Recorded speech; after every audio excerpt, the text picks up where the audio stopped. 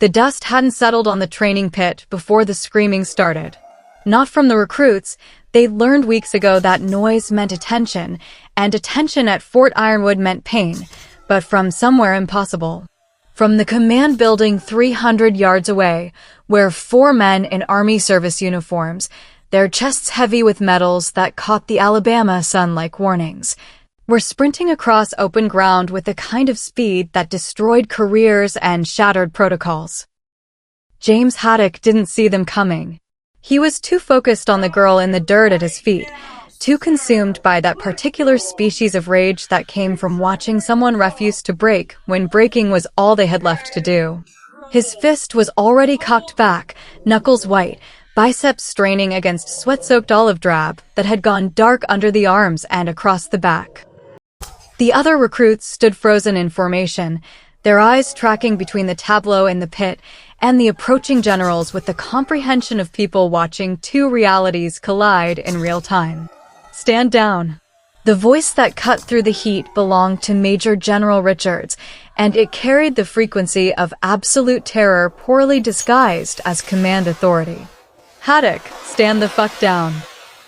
But Haddock's arm was already in motion, a piston designed by decades of violence and refined by 3 years of grief that had calcified into something harder than discipline. The blow would have caved in the girl's orbital socket, would have been listed as a training accident, would have been one more injury in a company that collected them like trophies. It never landed. For pairs of hands. Hands that signed deployment orders and approved drone strikes and had been shaking hands with senators that morning, grabbed Haddock's massive frame and hauled him backward with the desperation of men trying to stop a freight train with their bodies. General Vance, whose Bronze Star had been earned in Fallujah and whose current income had been earned in ways that would have gotten him hanged there, pressed his mouth directly against Haddock's ear and hissed words that only the instructor could hear. "She'll kill you, you fucking idiot. She'll rip your throat out before your brain even registers movement." Haddock's face, already contorted with rage, twisted into something closer to confusion. His eyes, storm gray and certain in their cruelty, tracked down to the girl still on the ground. Private Blanca Fisher. 24 years old on paper. Frail on paper. From nowhere important on paper. The kind of recruit who shouldn't have made it through week 1, let alone week 3 of his personal attention. She was looking right at him. That was the first thing he noticed.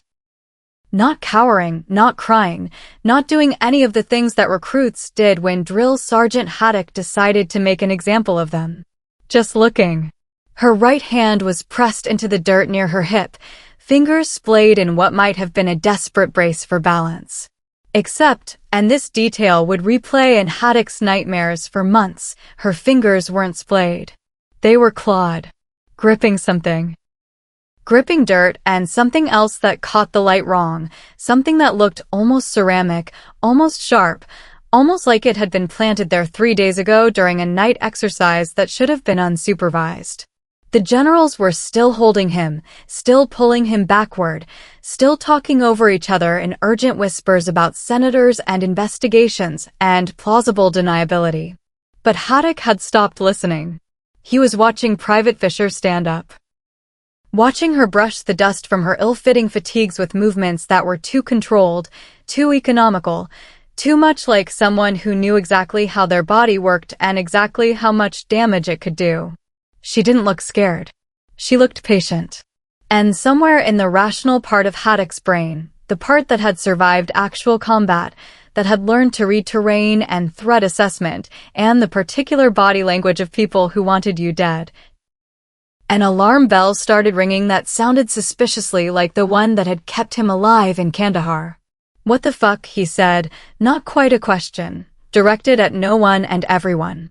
General Vance's grip tightened on his arm. "Not here. Not now. Back to my office. Now." They hauled him away while the other recruits stood in formation, trying to process what they'd just witnessed. Trying to understand why 4 generals had materialized out of thin air to stop a drill instructor from doing what drill instructors did. Trying not to notice that Private Fisher, the weakest link in the platoon, the one Haddock had been systematically destroying for weeks, was watching their retreat with eyes that didn't blink enough and didn't move the way eyes were supposed to move when tracking multiple targets. The dust settled. The heat continued. And somewhere in the bowels of Fort Ironwood's administration building, a red phone that hadn't rung in 11 months started ringing with a priority code that meant someone's billion-dollar operation was 30 seconds away from going catastrophically sideways. 3 weeks earlier, the bus that delivered Blanca Fisher to Fort Ironwood's reception battalion smelled like nervous sweat, cheap deodorant failing in Alabama humidity, and the particular species of desperation that came from signing contracts you hadn't fully read. 37 recruits, most barely old enough to rent a car, pressed against windows that had been tinted specifically to make the outside world look more ominous than it actually was. Blanca sat near the back, her posture carefully calibrated to broadcast discomfort without suggesting competence. Shoulders hunched just enough. Hands gripping the seat just tight enough. Eyes tracking the landscape with the wide uncertainty of someone who'd never been this far from Kansas. It was all performance. A mask she'd been wearing for 6 years and 15 operations across 3 continents. The real Blanca Fisher designation. Ghost, 7, Department of Defense Special Access Program, trained by people whose names were classified above top secret, was currently counting the armored vehicles in the motor pool they'd just passed and cataloging the guard rotation patterns at the main gate and calculating exactly how many seconds it would take her to kill everyone on this bus if the operation went bad, before they even reached the barracks. 3.4 seconds, her mind supplied automatically. 4.1 if she wanted to keep the driver alive for information. She pushed the thought away. That wasn't why she was here. She was here because 6 months ago, someone at Fort Ironwood had started selling secrets, tactical protocols, weapon specifications, training doctrine that had been developed specifically to counter emerging threats. And those secrets had shown up in Serbian military exercises and Romanian special forces operations, and in the hands of people who definitely shouldn't have had access to American innovation. The Department of Defense had tried traditional investigation methods. They'd sent auditors and inspectors and people with clipboards who asked polite questions and wrote polite reports that went nowhere because whoever was running this operation knew how to hide in plain sight. So they'd sent Blanca instead. They'd given her a new identity, new paperwork, and a single objective: find the leak, document everything, and do not blow your cover until extraction. They'd also given her something she'd never worn before, an omega red sensor, sewn into her belt lining with stitching that would dissolve in hydrochloric acid if she needed to destroy it. 2 taps, and every available asset within 50 miles would come through the walls to pull her out. She'd tested the sensor exactly once, during training, and watched 4 Black Hawks materialize over the horizon within 90 seconds. The instructor running the exercise had looked at her with something between admiration and concern and said, "Try not to use that unless you're actually dying. The Pentagon gets twitchy when we scramble Omega protocols." The bus rolled to a stop in front of a processing center that looked like it had been designed by someone who thought architecture should hurt to look at.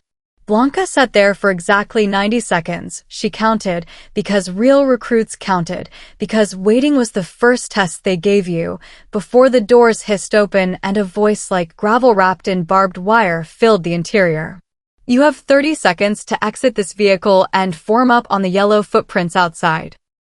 If you are not on those footprints in 29 seconds, your mothers will receive letters explaining that you died of embarrassment during in-processing.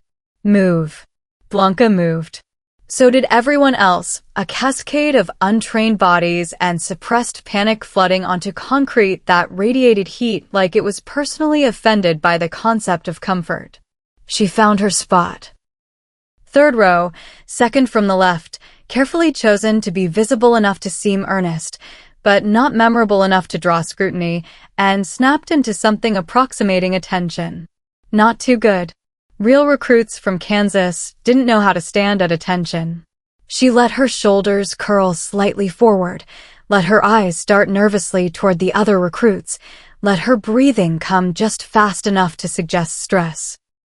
The man who'd given the order stood watching them with an expression that suggested he was conducting an autopsy on something already dead and finding the results predictable. He was tall, maybe 6'4", built like someone who'd discovered that violence was a language and decided to become fluent. His uniform was immaculate despite the heat, his high and tight buzz cut suggesting he got it trimmed every 72 hours on principle, and his eyes were the color of winter rain in a place where nothing good ever grew. His name tape said Haddock. Blanca filed the name away in the mental dossier she was already building. Not flagged in her pre-mission briefing, which meant he wasn't part of the suspected smuggling ring. Just a drill instructor doing what drill instructors did. Breaking people down so they could theoretically be built back up into something the Army could use. "My name," he said, his voice dropping into that register that carried across open ground without shouting, "is Drill Sergeant Haddock. For the next 10 weeks, I am your mother, your father, your priest, and your God. You will address me as Drill Sergeant, and you will do so loudly enough that I know you still have a pulse. Do you understand?" "Yes, Drill Sergeant." The response came ragged, uneven, with half the recruits a half second behind the others. Haddock's expression didn't change, but something in his posture shifted, a predator registering weakness, cataloging which members of the herd were slowest. His eyes tracked across the formation with mechanical precision, landing on faces, reading fear responses, building his own dossier of who would break first and who might make it to week 6 before the inevitable collapse. Then his eyes landed on Blanca.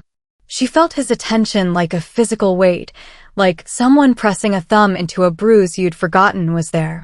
She made sure her eyes were wide enough, made sure her breathing stayed slightly too fast, made sure every micro-expression screamed normal scared recruit from nowhere important. Haddock stared at her for exactly 3 seconds. 3 seconds during which Blanca's hindbrain, the part that had been trained by people who'd forgotten more about killing than most people would ever learn, was calculating threat angles and vulnerable targets and exactly how many steps it would take to close the distance and collapse his trachea before he could react. 3.2 seconds, her mind supplied. 2.8 if you don't care about witnesses. Then Haddock's mouth curled into something that wasn't quite a smile. "You," he said, pointing directly at her. "You look like you wandered in here looking for a shopping mall. What's your name, Private?" "Fisher, Drill Sergeant," Blanca said, making her voice just uncertain enough, just small enough. "Blanca Fisher." "Fisher," Haddock repeated, like he was tasting something unpleasant. "Kansas, according to your paperwork. Ever done anything harder than corn detasseling, Fisher?" "No, Drill Sergeant." "You know what we do to people who can't keep up here, Fisher?" "No, Drill Sergeant." Haddock took 2 steps closer. Close enough that Blanca could smell his sweat, could see the sun damage on his neck, could identify exactly which vertebrae she'd need to strike to paralyze him without killing him. His eyes were searching her face for something, the particular flavor of fear he was used to seeing, the brand of submission that made his job easier. He didn't find it. Because Blanca Fisher from Kansas might have been terrified, but Ghost 7 had stood in rooms with warlords and cartel bosses and defense contractors who bought senators like trading cards, and she'd learned a long time ago that fear was just another costume you could wear. "You're going to be my special project, Fisher," Haddock said quietly, just loud enough for her to hear. "By the time I'm done with you, you'll either be a soldier or you'll be gone. Do you understand?"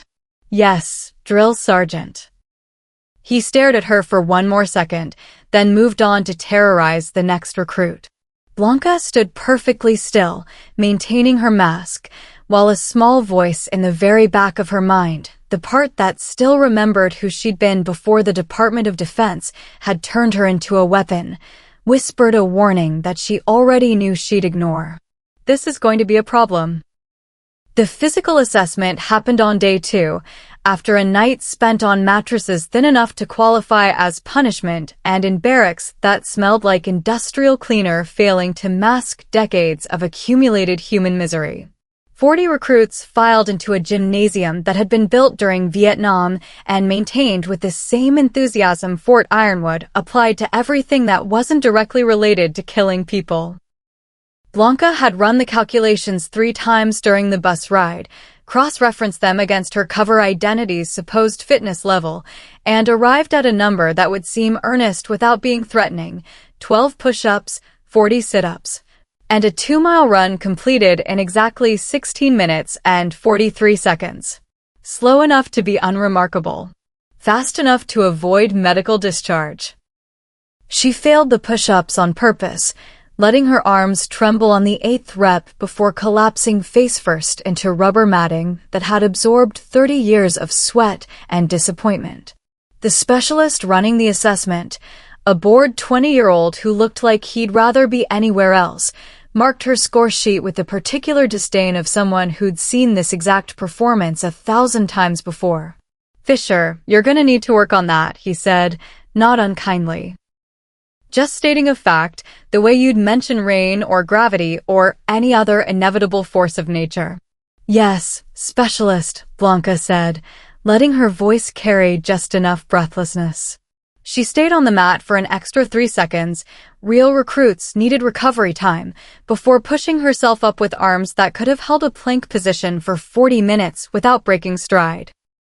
Haddock was watching from the far side of the gymnasium, leaning against a wall with his arms crossed and his jaw set in that expression of permanent disappointment that drill instructors seem to cultivate like a houseplant. When Blanca glanced in his direction carefully, briefly, the way nervous recruits checked to see if the predator had noticed them, she found him staring directly at her with eyes that were cataloging her failure and filing it away for future use. He smiled. It wasn't a nice smile. The rest of the day followed the rhythm Blanca had studied in her pre-mission briefings: hurry up and wait, stand in lines that moved at geological speeds, sign paperwork that no one read, receive equipment that didn't fit, and uniforms that were designed by people who'd never actually worn clothing before. By the time they were released to the barracks that evening, most of the platoon looked like they'd been run through a wood chipper set to psychological damage. Blanca looked appropriately exhausted, shoulders sagging, eyes slightly unfocused, movements just sluggish enough, while her actual assessment of Fort Ironwood continued running in the background of her mind like software compiling data. Guard rotations, predictable. Security cameras, old enough to have blind spots you could drive a truck through. Command structure, exactly as brittle as her briefing had suggested, held together by procedures that assumed everyone was following the rules. That night, after lights out, she lay in her bunk and listened to the sounds of 37 people trying to sleep while their bodies and minds adjusted to the first day of systematic dismantling. Someone was crying quietly in the far corner. Someone else was snoring. A third recruit was whispering prayers in Spanish that Blanca's brain automatically translated even though she was trying not to listen. She waited until 0200 hours, when even the insomniacs had finally surrendered to exhaustion, before slipping out of her bunk with movements that made no sound and disturbed no air. The omega red sensor against her hip felt heavier than its actual weight, a reminder that she was never more than 2 taps away from turning this entire operation into an international incident. The night watch was exactly where her briefing had said he'd be. Parked in a chair near the latrine, reading something on his phone that cast his face in blue light and made him functionally blind to anything happening in actual darkness.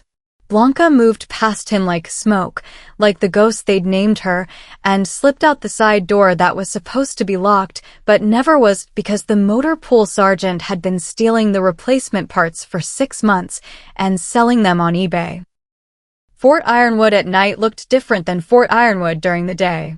The oppressive heat had backed off to something merely hostile, and the base had settled into that particular species of institutional quiet that came from thousands of people sleeping in close proximity.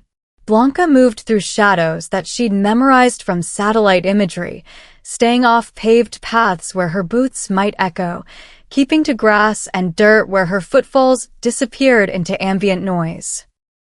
The administration building was exactly as unguarded as incompetence and budget cuts could make it. One camera at the main entrance, easily avoided by using the service door that maintenance accessed 3 times a day and never fully latched. One interior motion sensor that hadn't worked since 2019 when a bat had gotten stuck in the building and triggered it 47 times in one night, prompting someone to just disconnect it rather than deal with the actual problem. Blanca was inside within 90 seconds, moving through corridors that smelled like burnt coffee and institutional anxiety. The offices were dark, doors closed, computers sleeping in that energy-saving mode that IT departments loved and security protocols should have forbidden. She found General Vance's office on the second floor, corner position with windows that faced east toward the sunrise he'd never earned the right to see. His door was locked. That was fine. Blanca's lockpick set, disguised as a broken hair clip and carried in her pocket since day one, made short work of a mechanism that had been installed during the Reagan administration and serviced never. The office interior was exactly what she'd expected.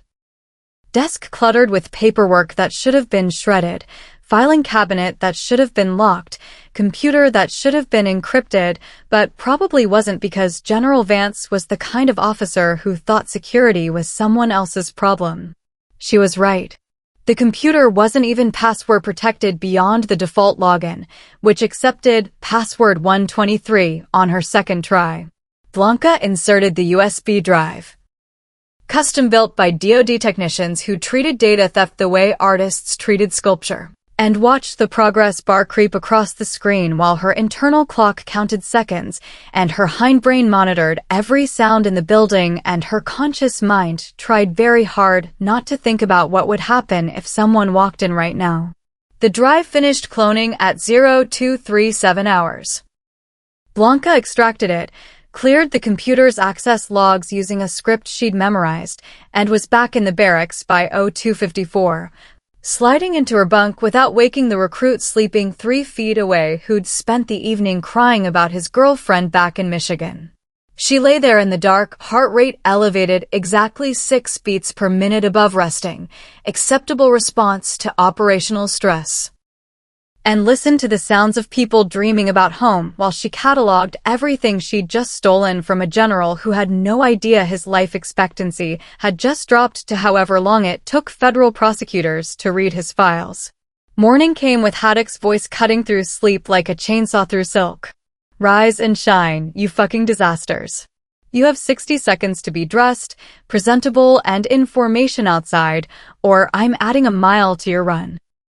The platoon exploded into motion, controlled chaos of people trying to put on uniforms with fingers that didn't quite work yet, stumbling toward the door in a tide of confused urgency.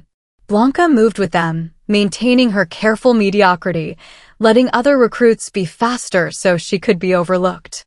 Outside, Haddock was waiting with that same expression of permanent disappointment, like they'd already failed him just by existing.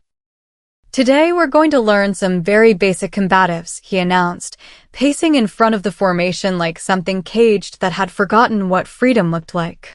Most of you will be terrible at this. Fisher, you'll be especially terrible at this. But we're going to try anyway, because the Army in its infinite wisdom has decided that even useless recruits should know how to throw a punch before shipping overseas. The training pit was a square of sand surrounded by logs that had been driven into the ground sometime during the Carter administration. The morning sun was already turning it into a frying pan, heat radiating up in waves that made the air shimmer like bad special effects. Haddock had them pair off, experienced with inexperienced, strong with weak, a matching algorithm designed to maximize humiliation and minimize learning. Blanca's partner was a kid named Morrison from Tennessee, 6'2", and built like a linebacker, who looked at her with an expression that suggested he'd rather be literally anywhere else.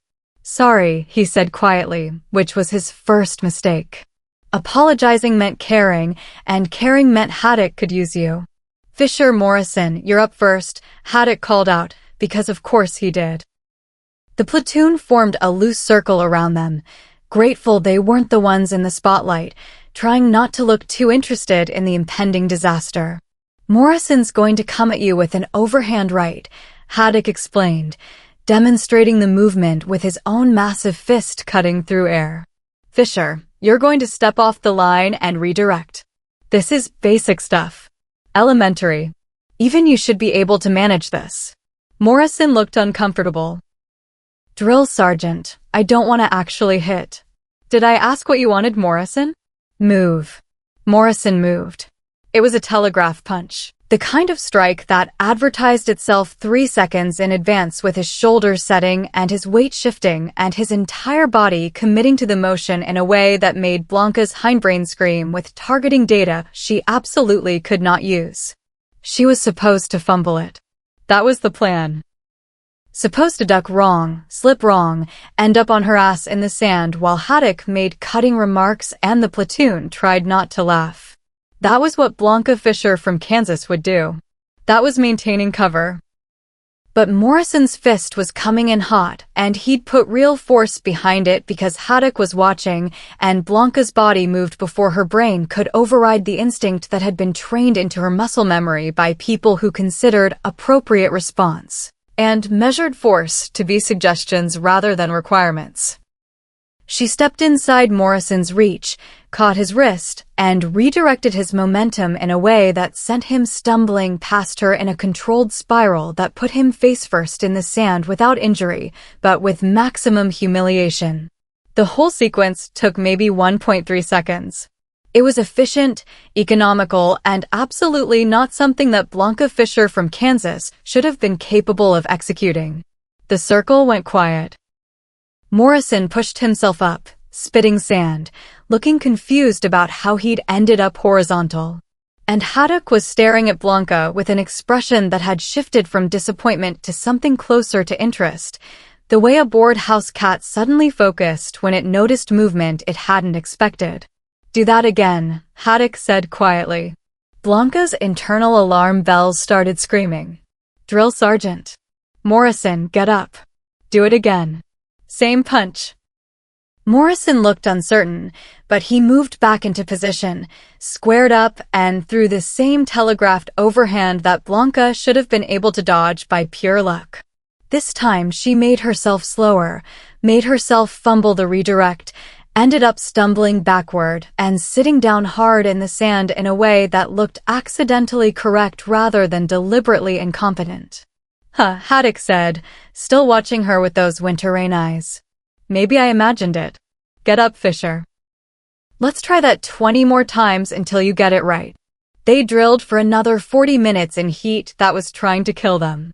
Blanca made sure to fail in ways that looked like genuine incompetence, wrong footwork, slow reactions, movements that were almost correct but not quite. But she could feel Haddock's attention on her like a physical weight, like something waiting for her to slip again so it could confirm what it had already started suspecting. That night, after they'd been released to the barracks, Blanca lay in her bunk and ran through the interaction frame by frame, analyzing where she'd broken character, calculating how much damage had been done. A recruit named Patterson from Iowa asked if she wanted to join a study group for tomorrow's equipment inspection. Blanca said yes, because that's what normal recruits did, while her hindbrain cataloged exits and weapons, and how quickly she could neutralize threats if this operation went sideways in the next 72 hours. She woke at 0300 to Haddock's voice cutting through the dark. Fisher. Outside. No. The barracks stayed silent, everyone pretending to be asleep while someone else got destroyed, grateful it wasn't them. Blanca pulled on her boots and stepped into night air that was still thick with humidity and the particular tension that came from confrontation you couldn't avoid. Haddock was waiting in the pool of light from a single overhead fixture, his arms crossed, his face unreadable. Drop and give me 50, he said, not quite a question. Blanca dropped. Started pushing. Made it to 12 before her arms started trembling. Real trembling this time, because she deliberately skipped dinner to sell the exhaustion. At 15, her form broke. At 18, she collapsed. Get up. She got up. Again. This became the routine. Every night at 0300, Haddock would appear like a particularly malevolent ghost and make her do push-ups until failure, run laps until she vomited, hold planks until her body gave out. He never explained why. Never acknowledged the obvious targeting. Just systematically destroyed her sleep schedule and physical reserves while the rest of the platoon slept and pretended not to notice. On the 5th night, while Blanca was holding a plank in sand that had gone cold and hostile, Haddock crouched down beside her. Close enough that she could smell coffee and tobacco and the particular scent of someone who'd stopped caring about himself years ago. "You're not who you say you are," he said quietly. Not a question. Just a fact he'd decided was true. Blanca's arms trembled. Genuine exhaustion now, because she'd been running on 4 hours of sleep for 5 days while still maintaining her night missions and operational security. "I don't know what you mean, Drill Sergeant. That move in the pit. That wasn't luck. That was training. I got lucky, Drill Sergeant." "Bullshit." Haddock stood up, started pacing. "I've been doing this job for 11 years. I know what lucky looks like. I know what train looks like." "You're hiding something, Fisher." Blanca held the plank. Her muscles were screaming. The Omega Red sensor was 2 taps away. But she couldn't use it, couldn't blow her cover over a drill instructor's suspicion, couldn't let 3 weeks of work evaporate because James Haddock had better pattern recognition than she'd given him credit for. "I'm not hiding anything, Drill Sergeant," she said, letting her voice break just enough. "I'm just trying to make it through training." Haddock stopped pacing, stared down at her with an expression she couldn't read. Then he smiled that smile that wasn't nice. "You're gonna break," he said, like it was prophecy, like it was already written. "I don't know what you're hiding, but you're gonna break, and I'm gonna be there when you do."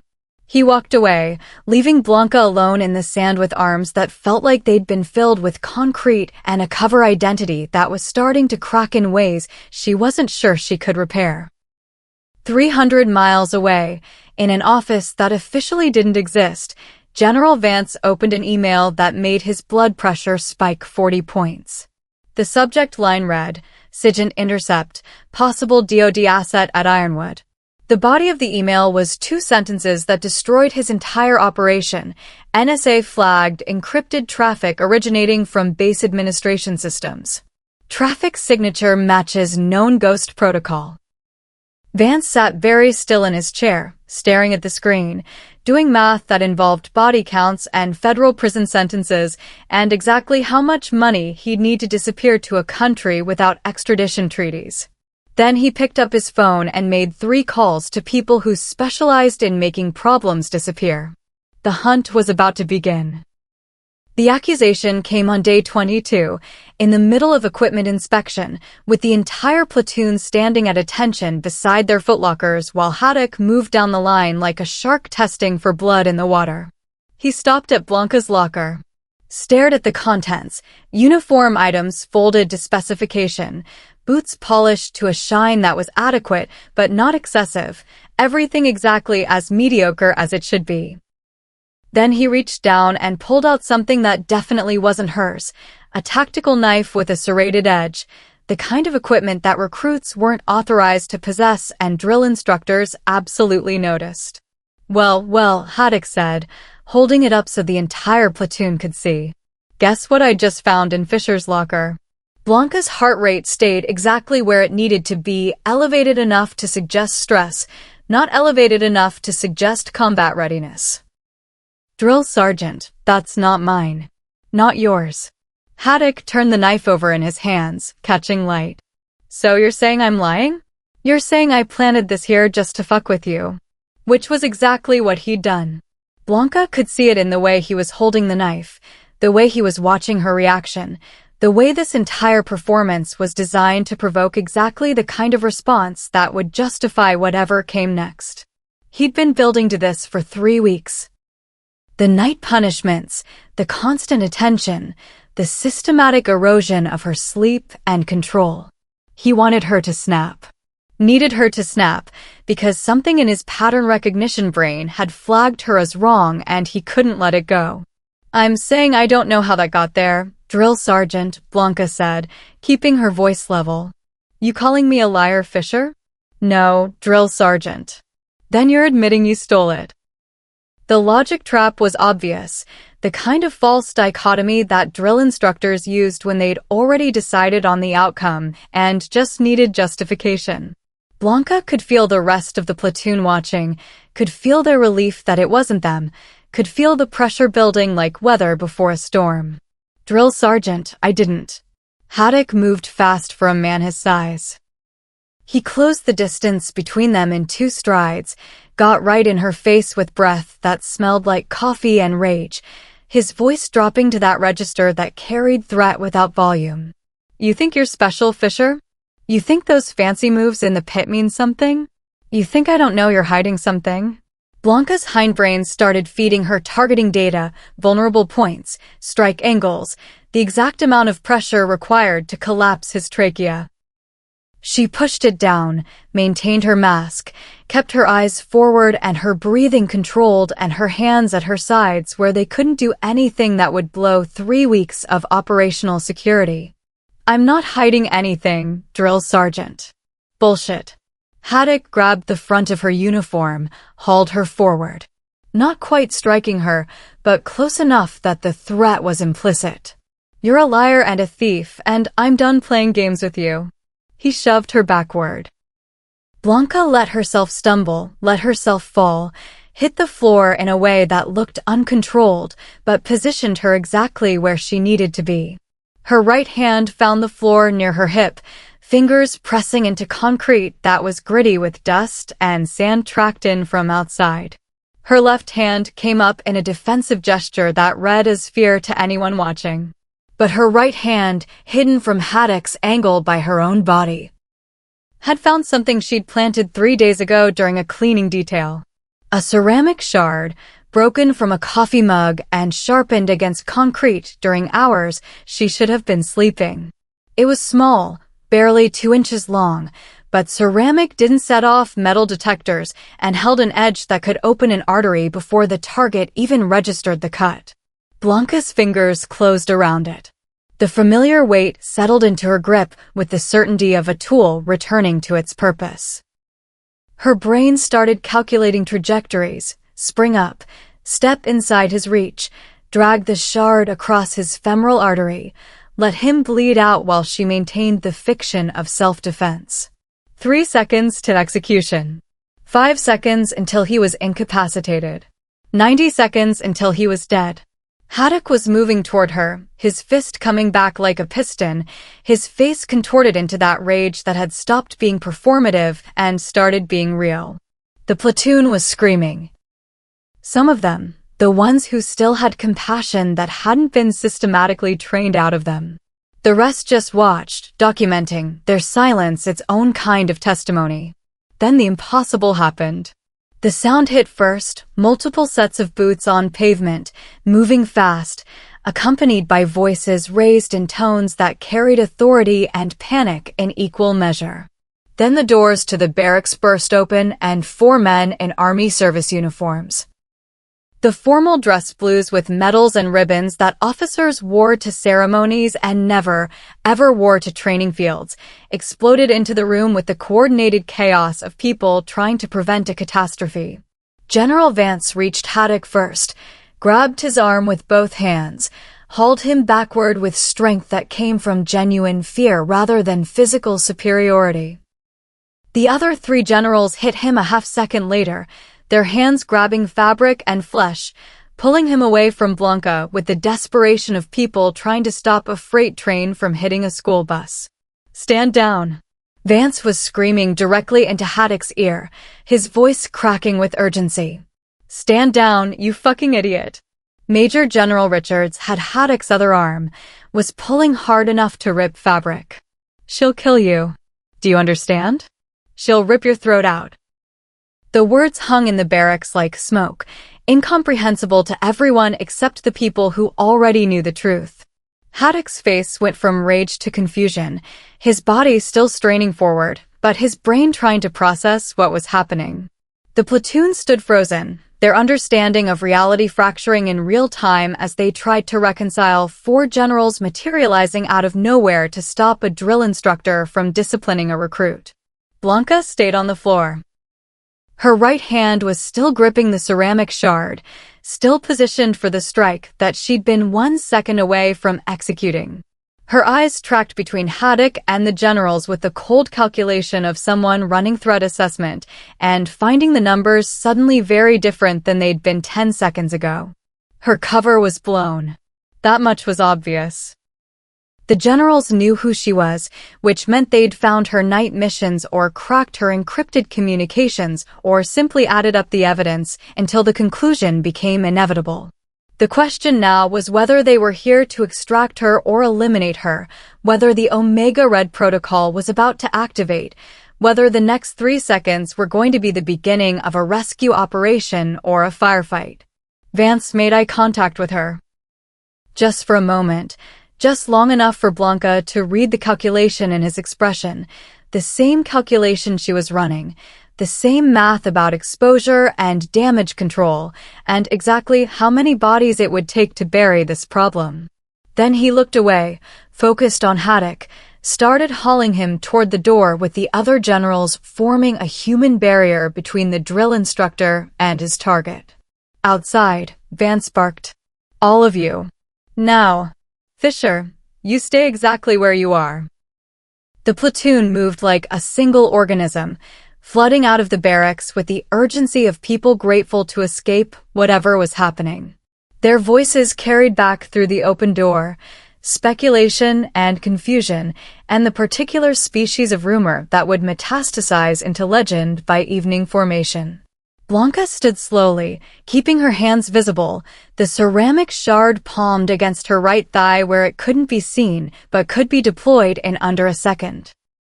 The barracks felt different, empty, bigger, colder, full of the kind of silence that came before violence rather than after it. She waited. Haddock was shoved into an office that smelled like stale coffee and institutional despair, the door slamming behind him with enough force to rattle the pictures on the wall.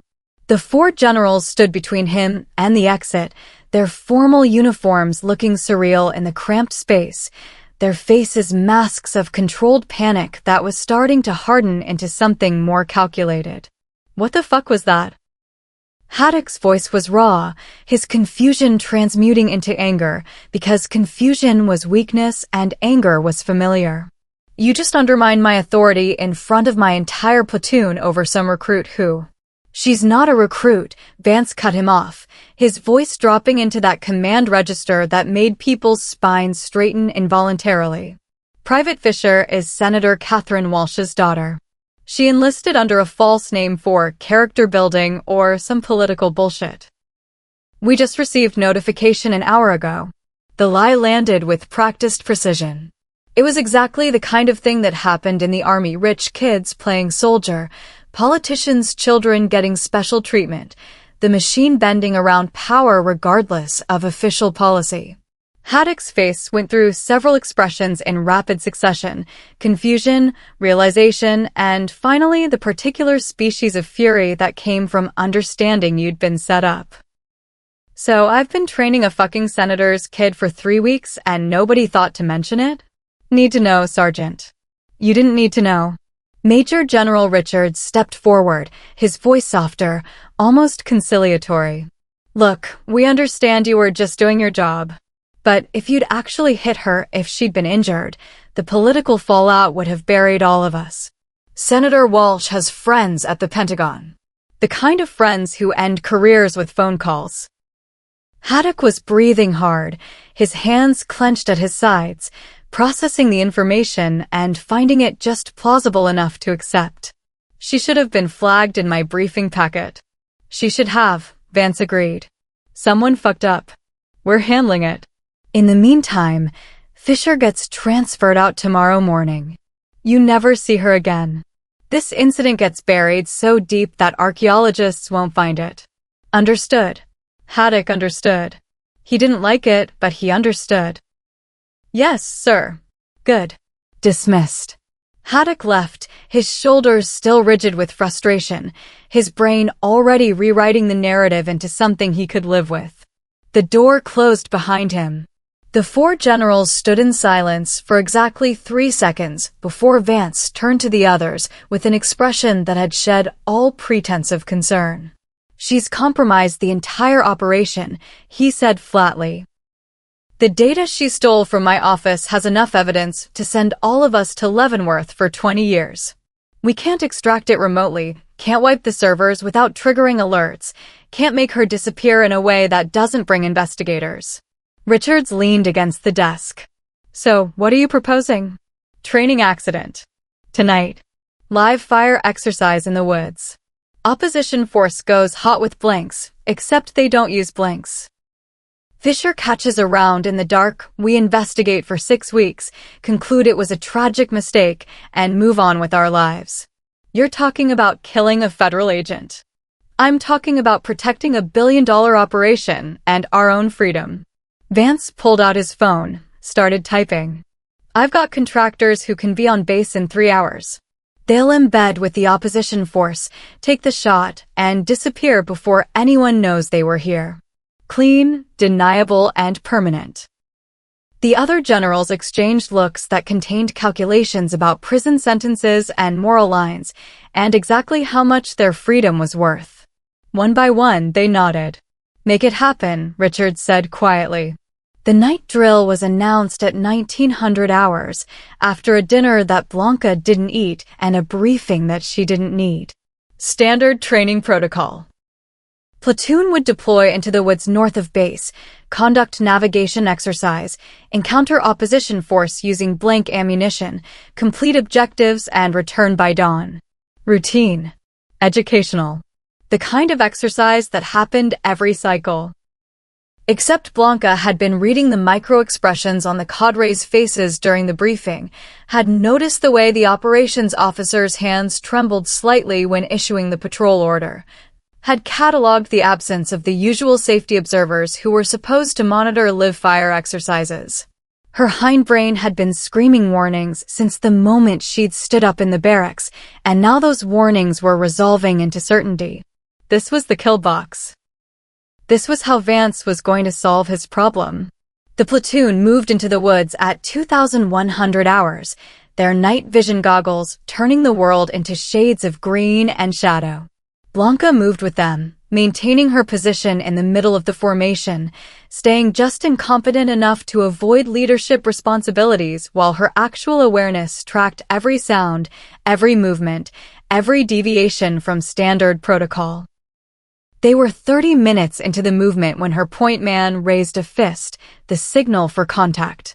The platoon dropped into defensive positions, their training overriding their inexperience, their rifles coming up in directions that were close enough to correct. Then the first shots came.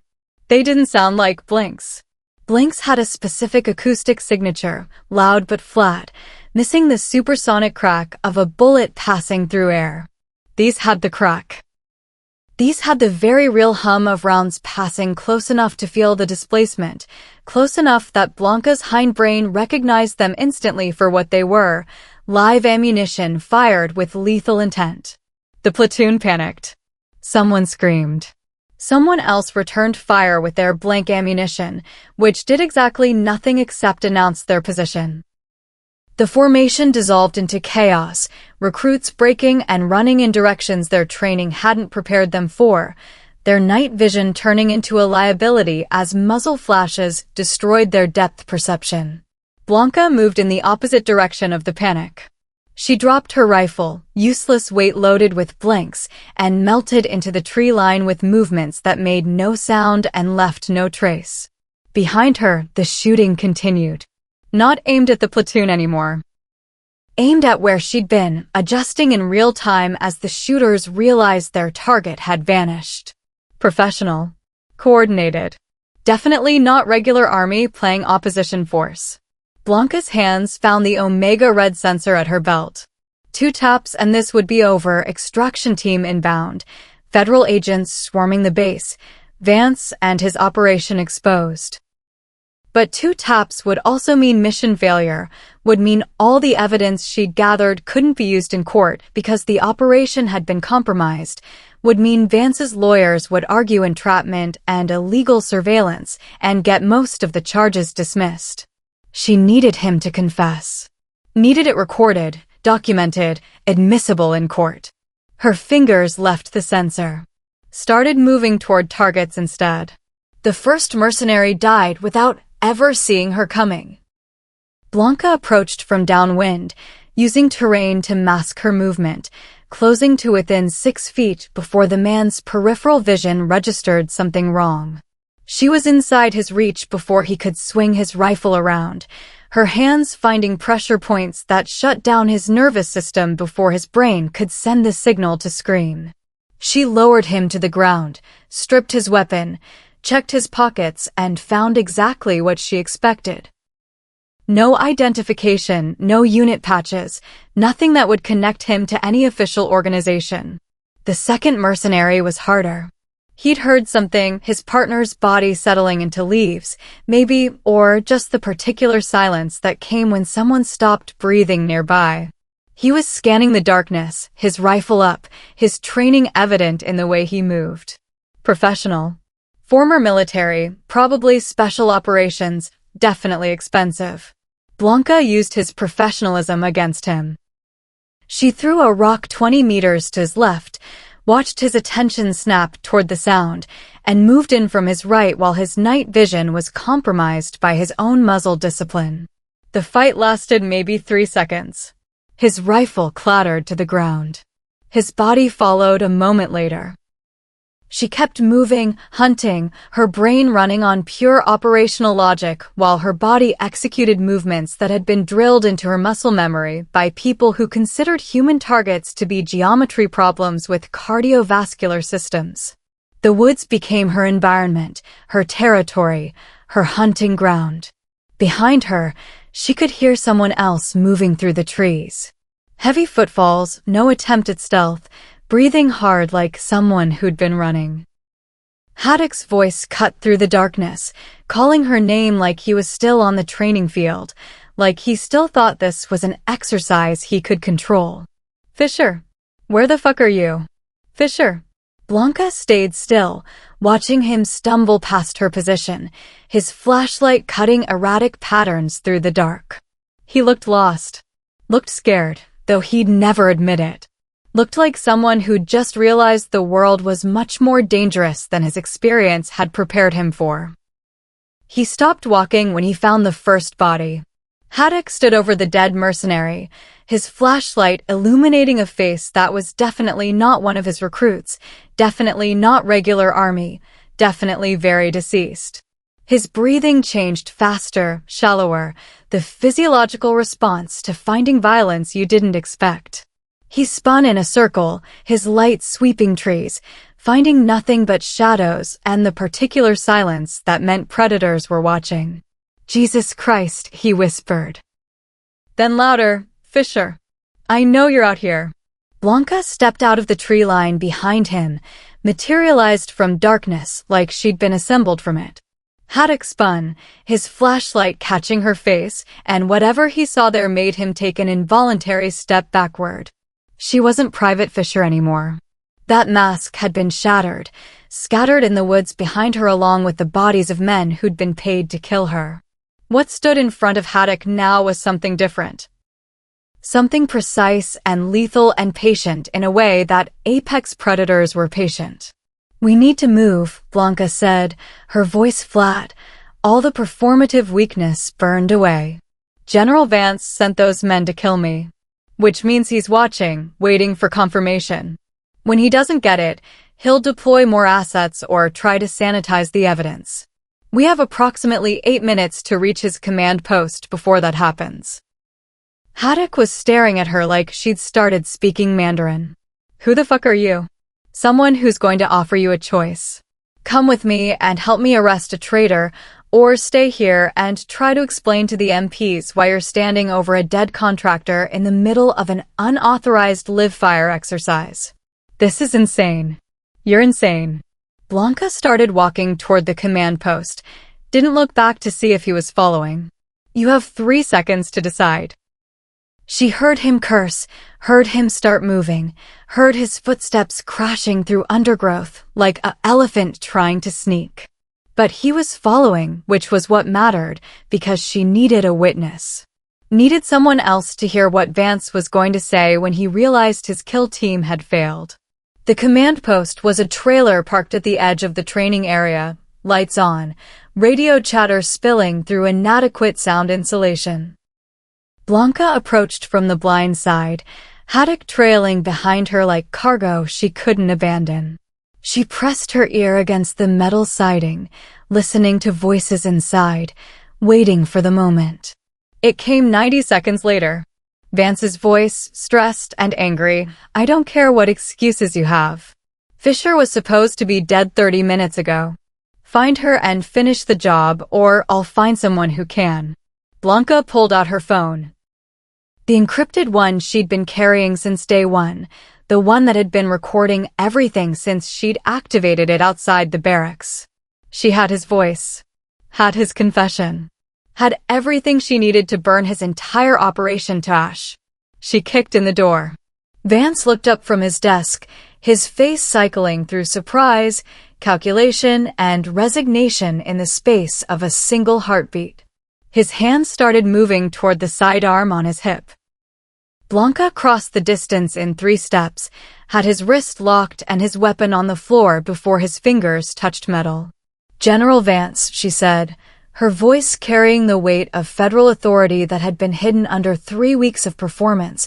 You're under arrest for conspiracy to sell classified military technology, attempted murder of a federal agent, and about 40 other charges that will keep you in Leavenworth until you're too old to remember why you're there.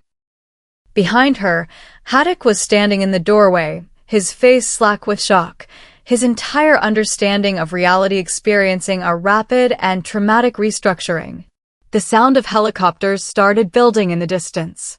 Multiple birds, coming in fast, their rotors cutting the night air with the particular rhythm that meant serious operational response.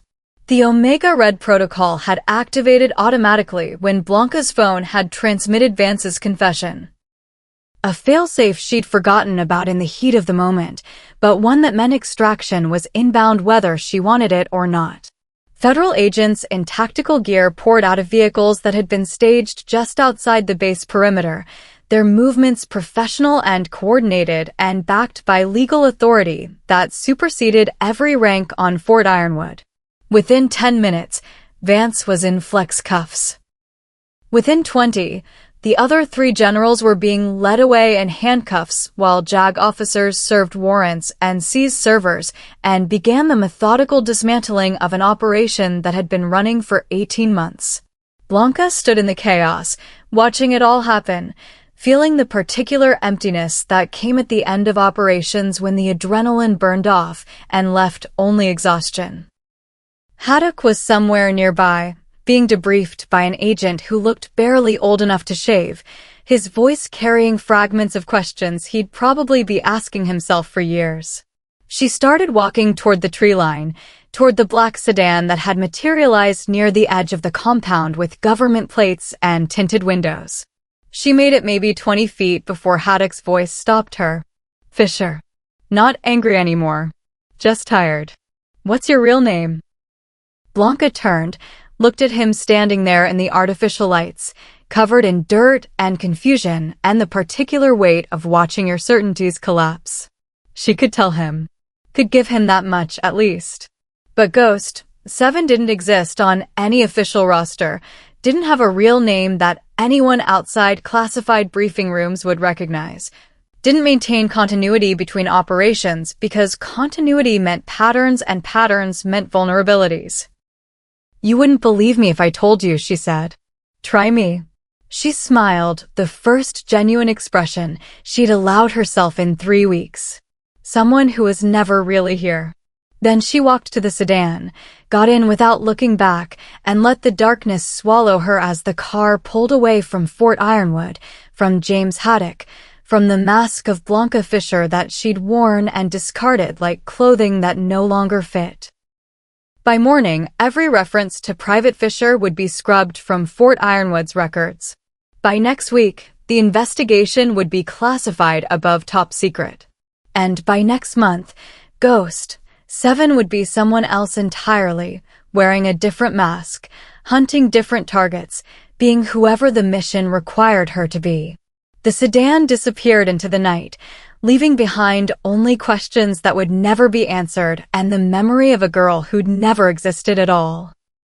Subscribe to see how this unfolds and comment where you're watching from. I will love to say hello to you.